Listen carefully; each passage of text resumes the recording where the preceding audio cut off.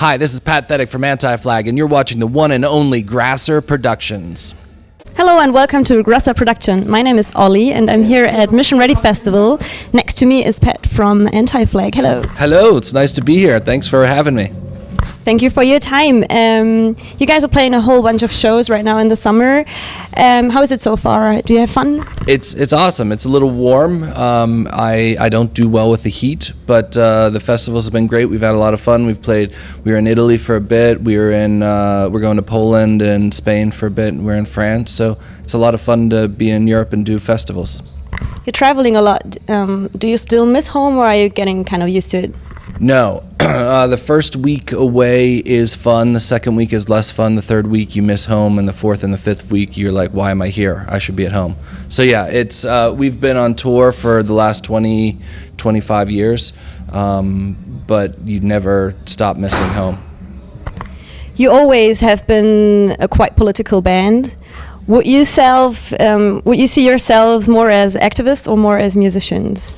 I think on our best days we blend activism and music together.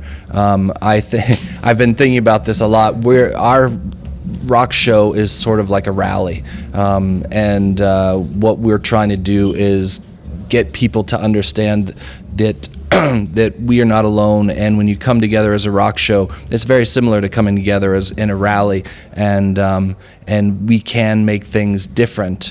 Not us personally, but the collective can make things different if we all come together.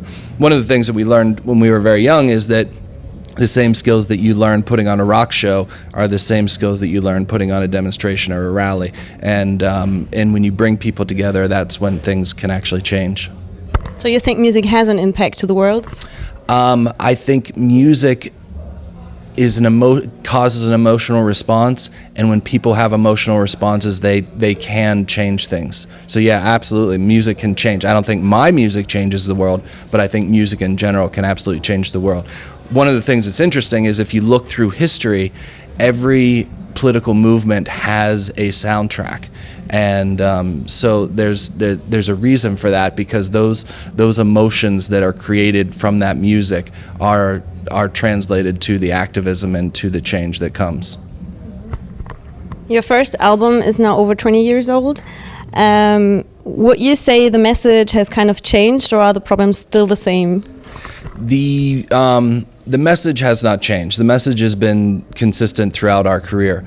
The problems have changed slightly, and I'll give you an example. When we were, there's a folk artist in the U.S. called Woody Guthrie. He wrote songs in the 1930s and 40s, and he spoke about immigration issues.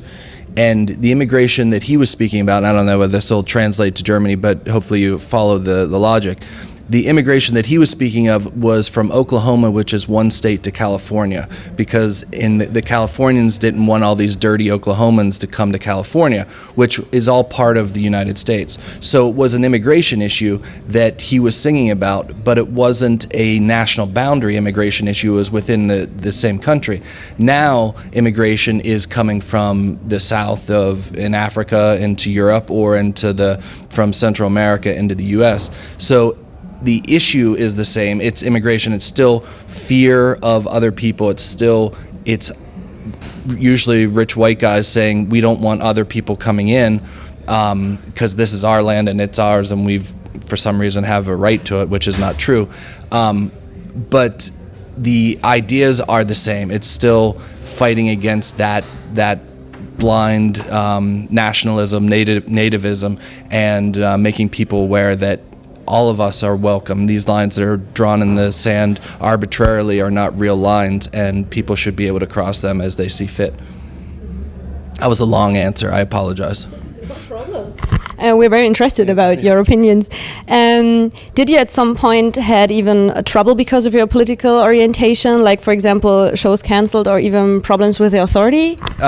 Specifically in the States after 9/11, we had problems because the U.S. went to this very jingoistic rah, rah, rah America thing, and we've never bought into that. And so our songs were pulled off the radio and things like that. our shirts were taken out of stores, our music was taken out of shops because they thought we were anti-American. We are an anti-American government, but that idea was put us at odds with a lot of the people in the U.S. Your album American Fall, which came out last year, criticizes the situation in America. Since Trump is president of the USA, many bands picked this issue as a main theme for their music too. So is it maybe also kind of a good thing? Maybe he has kicked off a new wave of political interest in general? I would much rather not have Trump and have less interest in politics. Trump is a con man that has the potential for the fall of democracy in the U.S. and it's getting scarier. And one of the things that we've talked about within the band is how these authoritarian rulers have taken over democracies. It's happening in Hungary. It's happening in the U.S. It happened in Venezuela. And these places that had democracies are going into these authoritarian worlds, and it's not good for any of us. So I would definitely give up in making people politically active and get rid of Trump.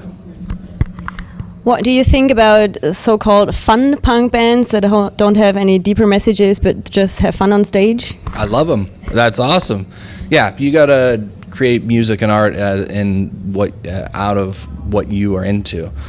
For us, we've always been, even before the music in our lives, we were very socially and politically aware. Our families had activism and politics in their roots. So it's just who we are. We would be talking about these issues even if we weren't playing music. But so if your band just wants to have fun and party, that's great too. Love it.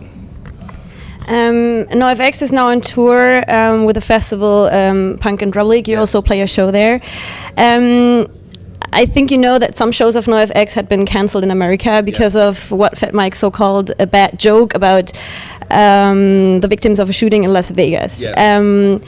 Do you think it's the right thing to not let them play anymore in America?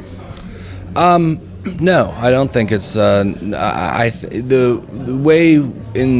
way we see the world is you have the right to say whatever you want. If you say dumb things, there are consequences to those dumb things. I don't think that people should ban NOFX from playing, but if not enough people come out to see the show, then they're not going to it's not going to go on. To be honest with you, I've heard Mike say far worse things in the world. So the fact that everybody's upset about him saying that, I was sort of surprised. But the thing that is different about NOFX right now is that especially in the States, they were doing a very high-end corporate tour. They had sponsors and things like that. So the sponsors are going to have problems when they hear punk bands talk like that. But that's NOFX. They've been like that their whole lives, and they're not going to. I don't really think they're going to change. They have said they apologize, and I think that's fine. But yeah, I don't.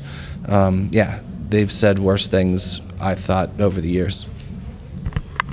At Mission Ready Festival here, you're playing with a bunch of other punk bands, for example, Macaddies, Pennywise and stuff. Is it like a big gathering for you guys, or do you hardly see each other here? No, we every weekend or every other day we see each other. So yeah, we've whether we've been on Warped Tour together or done all these festivals or toured together. When punk bands come together in 2018, we all have a long history of playing shows with each other over the years. So it's like going to high school again. You just see all your friends. So also with the party and drinking and stuff? I don't party and drink, but yeah, there is definitely partying and drinking. Yeah, for sure. At most of your shows, at least the ones that I saw, you play Should I Stay or Should I Go? Yes. Is it because you have a special connection to that song, or you just admire The Clash in general? We love The Clash. That's one of the songs, we actually know a lot of Clash songs, but that's one of the songs that that we play sort of well, so that makes it better to play. And that song was a song that the Clash had a lot of songs that didn't really make it in the States, but that was a song that connected in the States when we were really young. So it's a song that had a special place for us as young people. And also the audience is always partying on that song. Yeah, if it's a good song, it's a good song. Yeah, that's how it goes. In your opinion, what's the most underrated band right now, or you have maybe some tips for bands that we should definitely check out? There's he's a singer-songwriter, but his band is called the Homeless Gospel Choir. He is a band that's on AF Records, and he's doing really cool stuff. There's a band called Spanish Love Songs that is also a really great band, so you should check that band out as well. AF Records, we have our own record company that puts out young bands, and there's always really cool stuff and bands that we're working with. So if you're looking for new music, check out AF Records. Many bands say that audiences in different countries behave differently. Is that true? And if so, what makes a German audience special? Yes, it is true. And the thing about the German audience, this will show you a little bit about my ego and the humiliation of the German audience, is that German audiences think you're really cool when you're playing the show, but as soon as the show's over, they don't give a fuck about you.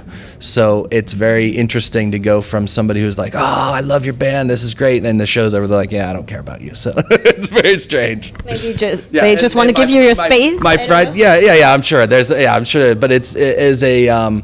If you go to France or something like that, or Italy, after the show, that everybody wants to talk to you, wants to touch you, wants to get things from you, wants to have all this interaction with you, and the German people just don't have that, which is great. It's an endearing thing, but it's funny because your fragile ego gets shattered when you talk to somebody and they're like, yeah, I don't care who you are now. Yeah, you're not on stage. Maybe they're just afraid. I think so. I don't think so. They don't care. You just released a remastered version of your record, Their System Doesn't Work For You. Yes. It came out it came out 10 years ago, of course. Yes. Do you think remastering stuff is important? Because I personally like it when older stuff has a rough sound to it. Yes. But do you think that others really just admire that? In 2018, it's as somebody who created music in 2000 or in 1994 and 2018, the expectation of what music is very different. If it's in 1994, if it was off time, it was okay. If you released a record now that's sort of off time and out of key, people don't want to listen to it. So because their ears are so tuned to auto tune and metronomes and click tracks and things like that. So for you who like the rougher side of things and you still have the aesthetic that you hear that and it's not a problem for you, the old records are still there. But for people who are growing up now and who are looking for that cleaner sound, that's why the remastering is done. What the goal of it all is to try and get the message through without the distortion, figuratively or literally, of people being turned off because of the sound. And so if we can get the message through by cleaning up the sound a little bit, and then it's helpful to all of us. Are you also working on new stuff? Like, when can we expect the next album? We are always thinking about new music and new ideas. We are probably going to start that process at the end of this year, beginning of next year. So my last question, is there something that you've always wanted to say but never get asked?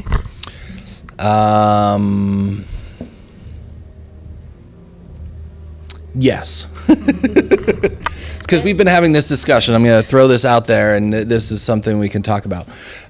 When we were young, we created, and this is different in Germany from the States, our goal when we were young is to create as many messages as possible with the goal of with people being able to discern what is bullshit and what is real. We did this through social media, we did this through the internet, we did this through all different places. In 2018, the right wing has taken that tactic, except the right wing has used it to put out racist and negative messaging. when we were young, we created these messages because we didn't want people to censor anything we had to say.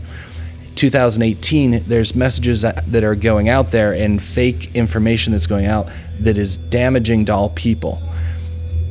We don't know how to shut people up. Our goal has always been to have as many people talking as possible. Now we need to be in a world, I don't know whether we need to be in a world, but how do we stop those fake messages from being told and the good messages making it through? Because I used to believe that if we heard fake messages, we would be able to figure that out and realize that it's crap. In 2018, I don't know whether I still believe that. And I guess that's the question that we're all trying to figure out, is how do we figure out what is real information, what is lies, and what is propaganda, and to stop the propaganda and get the real information out. Yeah, that's an issue that we probably all should work on it, because like now there's no solution actually for this. Because the answer is censorship, and I don't believe in censorship. Yeah, of course. And so the other answer is to make the answers that I've come to is to make true information much louder. But then that means we have to use traditional media sources, which I don't like traditional media sources either. So where in that space do we find to amplify messages that are not divisive and racist and bigoted, and to suppress the messages that are racist and bigoted? I don't know. There you go. That's the thing that we haven't been talking about, that we need to be talking about. Okay, we all have to think about this now. Thank you very much for your time. That's the downer for today. Yeah. Thank you very much for your time. I'm looking forward to your concert, and goodbye. Ciao.